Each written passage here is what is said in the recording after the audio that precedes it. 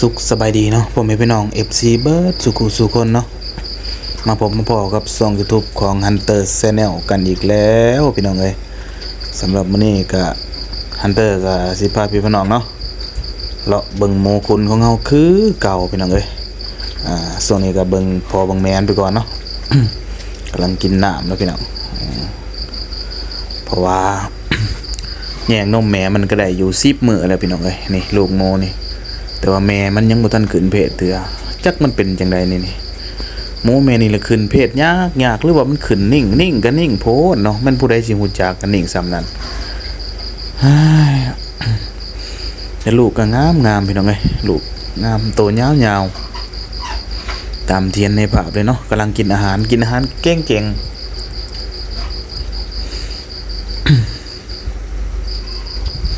ตัวนี้ฮะก็แย่งนมได้10วันนะพี่น้องเด้อ10วัน7ดอกลูกของแม่นี่แหละพี่น้องเอ้ยเบิ่งก็งามเสียดายเด้เนาะเสียดายบ่ได้ฮอด10ฮอดหยังคือโมเด้คันได้10ไปหยังก็คือสิดีพี่น้องเอ้ยอันนี้เป็นโมคุณของเฮาเนาะหาก็เบิด1สอบเนาะ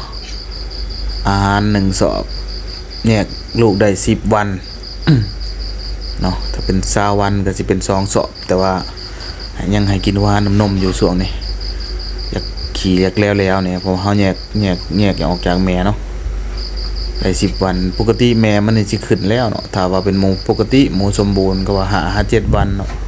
อันนี้แม่น9วันแล้วก็ยังบ่เห็นติ่งเนาะอยากให้พี่น้องเบิ่งลูกหมูคุณเอาไปก่อนนะเพียงเนาะ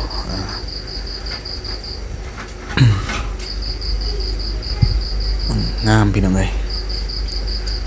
พอได้แก่อยู่ พอได้มีแนวแยงพอได้มีเวียกเฮ็ดเนาะนี่เฮาเบิ่งแม่มันนี่ยังบ่ติงยังบ่เฮ็ดหยังขี้ร้ายก็ให้สัญญาณกันแหน่จักหน่อยพอหูอันนี้มันแบบปกติแฮงนะพี่น้องบ่ค่อยเห็นสิ่งที่ผิดปกติในการขึ้นเพศของมันเนาะอันนี้ก็ยากโอ้สงสัยสิได้เอาไปหล่ออีกแล้วนี่ รอถาเบิ่งอีกจัก 2-3 มื้อเนาะสิบ่รอเวลากัน2-3 มื้อยังบ่เห็นมานี่ก็สิได้เอาไปใส่หมูเทิกเขาแล้วพี่น้องไงเพราะว่าอยากได้ลูกดกๆแหน่อันนี้แม่นใส่ยากระตุ้นได้7โตเนาะหมูตัวนี้มันขึ้นยากเนาะ โมโหว่ามันเป็นหยังสาเหตุตัวใดเนาะแต่ว่ามันเลี้ยงลูกนั่นเก่งลูก17-18โตมันก็ยังเลี้ยงกลุ่มโจนหมดทุกโตเนาะอันนี้ลูก7โตสบายกำลังงามเนาะให้กินอาหารเก่งแล้วเนาะทุกมื้อนี่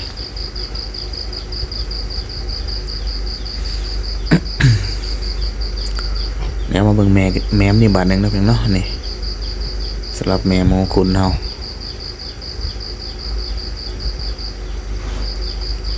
บ้านๆเนาะหมูบ้านเจ้าของก็บ้านๆคือกันเนาะคนสามัญธรรมดาแต่ว่ามักในการเลี้ยง จังสิหน่อยกับของเฮา นี่ให้พี่ให้น้องเบิ่งแบบงามๆนะพี่น้องเนาะสำหรับโมคุณเฮานี่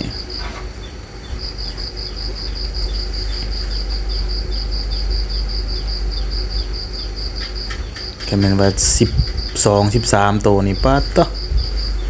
คันใดซ้ำนี่ยาวลูกอัดหลาดเด้อนี่บ่ได้ว่ามันใหญ่เต็มคอกคักบ่ยังบ่คักเลยพี่น้องเอ้ย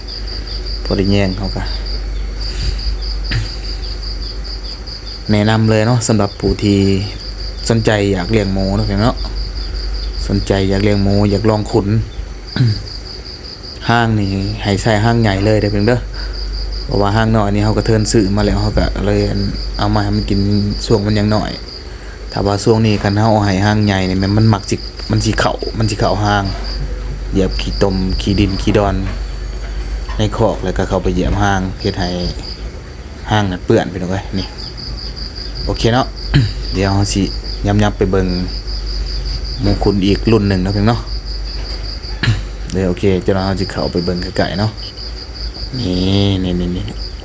สำหรับสายนี่มันสายหลอกเนาะสายหลอกเลือดลอยเลยพี่น้องเอ้ยบ่มีสีขาวปนจากโตนี่ สำหรับตัวนี้แม่นได้2 เดือนปลายได้เป็นเด้อเบิดตัวหนึ่ง3 ศอกปลายเลยเด้รุ่นนี้มัน12ตัวเนาะของนี่ของแปรกันนี่แหละรุ่นนี้สิได้เกิดก่อนตัว7ตัวหันเนาะสำหรับแม่มันนี่แม่นสมเรียบร้อยเพียงเลยขึ้นว่าอยู่แล้วแหละเพราะว่าเริ่มเห็นท้องละ2 เดือนปลายเนาะ2 เดือนปลายก็เริ่มเห็นท้องแล้ว นี่กำลังงามพี่น้องเลยโอ้โหเนาะเต็มคอกอันยะเลยนะสำหรับหมูพันธุ์ดูลอกนี่มันจากแนวนี้เลยพี่น้องเลยหลังจากเกี่ยวๆนิดจังน้อยเนี่ยมันจะบกเปๆคือหมู3 สายเฮา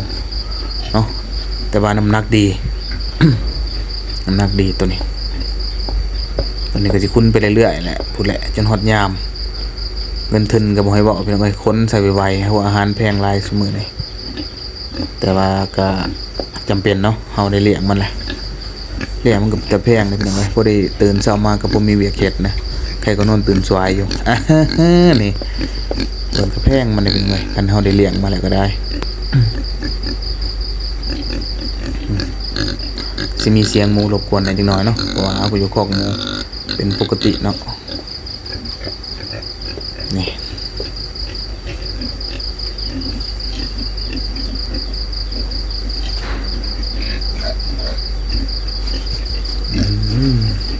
ทำนี่ก็ยังสิเต็มคอกเลยเพราะว่าคอกมันค่อนข้างว่าจะแคบๆแน่แต่ว่าอยู่ได้เนาะเคยใส่อยู่12ตัวเคยได้พอดีกำลังงามเดียวเลยเอาไปมันก็แลนมาแซ่ๆเนาะ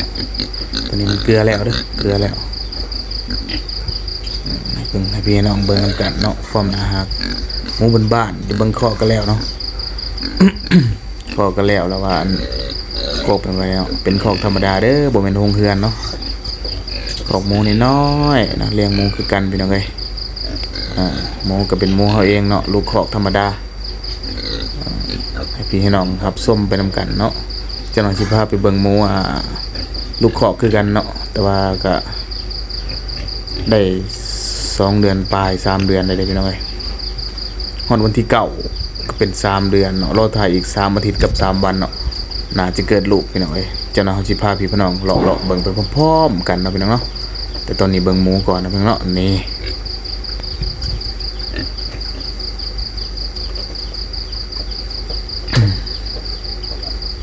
สำหรับหมูคุณเฮานี่ก็งามพี่น้องเอ้ยงามแต่ว่าหมูหลอกมันอยากกิ้วๆนั่นนี่เนาะลังมันเพราะว่ามันเป็นสายเลือดลอยเนี่ยถ้าว่าเป็นหมู3 สายนี่ลังมันสิเปๆเนาะเพราะว่ามันเป็นหมูที่ว่าผ่าออกมาแล้วเนาะถ้าเป็นเลือดลอยนี่เขาจะนิยมมาเป็นแม่พันธุ์พ่อพันธุ์เนาะโอ้ถ้าว่าเฮามาคุ้นแนวนี้ก็ค่อนข้างว่าสิใหญ่ซ่าพี่น้องเอ้ย แต่ก็แล้วแต่เนาะบางเจ้าก็ว่าหมูลูล็อกนี่คักกว่าเนาะหมู3 สายบางเจ้าก็ว่าหมู3 สายคักกว่าแล้วแต่สตาร์ไผถึกเนาะตัวนี้ก็บ่ว่ากันพี่น้องเอ้ยแต่ว่าข้าพเจ้านี่มีสำใดเอาสำนั้นแหละบ่ติดอกขอแต่มันเป็นหมูมาให้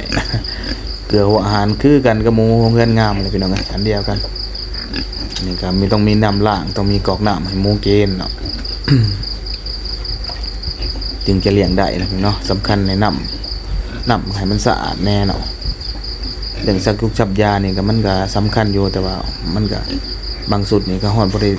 ซักมันเลยก็มีเนาะเรื่องคุณนี่มีแต่เกลืออาหารอย่างเดียวเนาะอาหารนี่ก็แพงไปแล้วไงนี่เดี๋ยวให้เบิ่งอีกมุมไปแล้วไงยังบ่ทันใหญ่ปานใดดอกมันต้องระดับ4 เดือนปลายพุ่นแหละหมูนี่โอเคนะเพิ่นเนาะเอาสิพาพี่น้องไปเบิ่งแม่พันธุ์ลูกคอกเฮาคือเก่าเนาะแม่พันธุ์ลังลายที่ว่าเฮารักษาไว้ในสุดก่อนนั่นเนาะแต่เอามาอยู่คอกใหม่เนาะแต่ว่ามานแล้วพี่น้องเอ้ยนี่เบิ่งท้องก็หูเนาะมงมานนี่น่ะท้องเรื่องโซนเลยพี่น้องเอ้ยนมก็เริ่มคัดเต่าแล้วเริ่มเบ่งขึ้นมานี่เนาะอันนี้ก็บ่ได้เอานำมาล้างโดนเติบแล้วเนาะ